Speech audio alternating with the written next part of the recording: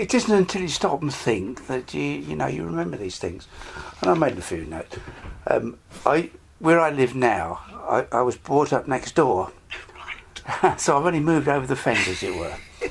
And my parents had a couple of evacuees by the name of Ivy and Mary, but unfortunately I can't remember the surname. Were they sisters? They were sisters, as far as I remember, yes. Ages about 9 to 11, I think. Right, let's see if I can find them. And did you have to have sort of separate sections of the day for the evacuees and for the... Yes, I believe they did. Yeah. And you obviously know that at the back here was a big field where they all sort of did gardening and grew vegetables and typical wartime activities. So it's nice to see the school is still here and doing what it's always done, really. I mean, educate people. Yeah. And so were they with you for long? I think they were there for about three years, actually. Ooh, quite a long time. Yeah, they were. I don't recall exactly how long, but it seemed a long time. Because you were quite young at the time. That's right, yes. I mean, I was born in 1937. I've put days spent at Kingscliff Airfield. At that particular time, my father and my sister used to run a taxi service from the garage, which we had in the village, if you probably remember. And through that, we obviously got to know and meet a lot of the American airmen. And my parents used to have them down for sort of Sunday lunch and, different occasions. And I got to go up to the airfield, on sort of school holidays, whatever. I used to spend hours up there, very fascinated with the aircraft and everything. And that's a memory that I've got. It's been fascinating for a young lad. It is, yeah. And the planes were Mustangs at that particular time, which were the last word in aircraft, as it were, fighter aircraft. And I remember these on the dispersal points, and I used to go around with one of the pilots in a little jeep. I remember the Lancaster bomber crashing on the Old Leicester Road. I can remember we were sort of, gang of us kids were playing up in the field at the back here, and this aircraft went over, and it was just on one engine. It was very, very low. We sort of got on our bikes and toddled off and saw where it had gone down. I mean, you couldn't get near it because the police had cordoned it all off, but if I remember rightly, one of the wheels went through one of the wooden bungalows on the opposite side of the road and sort of semi-demolished this house. And this is a memory that I've got.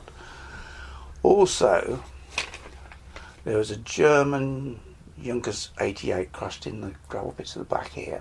I remember going down to have a look at that with my father, Wow. So, memories of aircraft, really. Yeah. And all the American convoys that used to go by on the A1. Of course, you've got the A1 right on the doorstep, Yeah. so you saw lots of... We did, of course, and it was on the A1 then, the house was on the A1. Yes. It wasn't we used to stand at the gate and wait for the Yanks, and they used to throw the sweets and everything out of them. Okay. Wonderful, because you couldn't get sweets in that time. Also remember my father getting me out of bed, it was early in the war, to see all the aircraft going over. And it was when they used to marshal all the Lancasters and Halifaxes and all the fighter craft, and they would just went over in droves and droves and droves. And this was about 10 at night. Of course, it was double summertime then, in the summer. Yeah. Crystal clear, and you could see all and they were low for a heavy aircraft, and you could more or less see all the pilots in the cockpits flying these aircraft. But there was hundreds and hundreds and hundreds of them, just went over and over and over. So obviously they were sort of marshalling them all from Lincolnshire and Nottinghamshire. A lot of American ones as well, from Molesworth and Polebrook and all the rest of it. Planes at the area at Kingscliff, which was the Mustang and the Lightning P-47. Another thing I remember, the Americans used to water ski on the Nene at Wansford here, and they built this boat, and it was 2 belly tanks off the Mustangs, which were aluminium, and they'd cut them in half and then sort of wrapped a piece of aluminium to the shape of the because they're sort of wide at the front and tailed off to sort of a fairly narrow tail. They cut them in half and they'd put a sheet of aluminium all the way around to the back and just left the cockpit out. And this, was quite big, you know, and had an Austin 7 engine in it, and it went like a rocket, you know. And I can remember standing on Montford Bridge watching these Yanks go up and down, towing them on board skis, you know. And we'd never seen anything like it. I remember, I didn't see it, but I remember people were talking about it at the time. When the Mustang first went to Kingscliff, they obviously had what they call the fighter aces, ones with the top number of kills. And one particular fellow, and we knew him because he'd been home and named by the name of Louis Biter, if I remember rightly, but I wouldn't be certain about his name. And he'd had a field day going over Germany, and he was coming back, and he said to his wingman, if you like, "I'm going to fly through every bridge on the River Nene from the Wash up to Peterborough." And he did do, and he chickened out on the old. He did the new bridge at Wansford, but he chickened out on the old bridge. But he got it back, and you know. And funny enough, he went to home after the war, and he used to keep in touch. He used to write to us regularly, and he took his father up for a trip in a light aircraft, and the engine cut out and killed them both. And he'd been home about 2 months, which was rather sad because he went through the war, you know. And I did have one that the American Air Force had sent us, and it was called Kingscliff, and it related every mission that Kingscliff did through the war, and you know, the different pilots. Every pilot was on the base had a photograph in there and was listed. Also, going back to the Americans again, they had a dump on the Elton Road where they used to bring all the scrap metal and that, and I can remember spending out, which weren't supposed to go on there, but as kids we used to go there and looking for spent shells and bits of aluminium and that, because they're very good for making go-karts, and you know, that's another thing I remember. But we're getting towards the end of the war now. Other than that, sort of living on rabbits and household produce. So you didn't suffer from the rationing too much? Well, not too much, no. We used to go rabbiting with all the... Very fond of rabbits. Well, what about going back to school? Yes. What was school like? What can you remember about school days?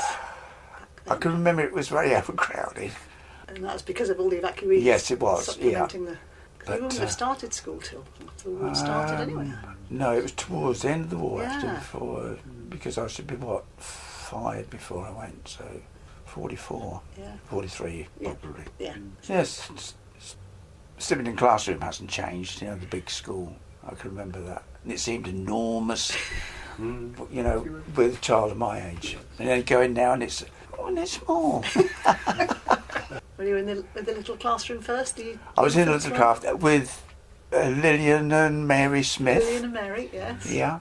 And then with Tom Stafford. Yeah. And they also had an assistant teacher during the war, and I can't think of his name actually. Would that be Mr. Straw? Mr. Straw. Yeah. Mr. Straw, that's I right. remember him, because he came up with the evacuees. Right, that's it. He did, yes, that's it, absolutely right. He didn't teach me, but I remember him being about... And if I remember right, he was sort of very tall and thin. So what about the evacuees? So you had 2 staying with you. So Yes, they... Was it a big change for them? Yes, I think it was. London? I can remember Mother saying to me, we just had to go and buy them some clothes. They've got absolutely nothing to wear, you know, no underclothes or anything like that. But they'd more or less come from London in what they stood up in, you know.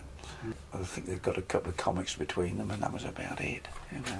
So I remember Mum and Sister going into Peterborough and sort of buying them some clothes. And That's quite a long time they were with you, wasn't it? It is. About 3 years. Yeah. Did parents from London come to visit them at all? Or? I don't remember. I don't think they did. They were, from all intents and purposes, they seemed to be from quite a deprived background, but, you know, it is a childhood memory, and you don't... Yeah. What about, you mentioned a few of the sort of things you did, games and go-karts and going to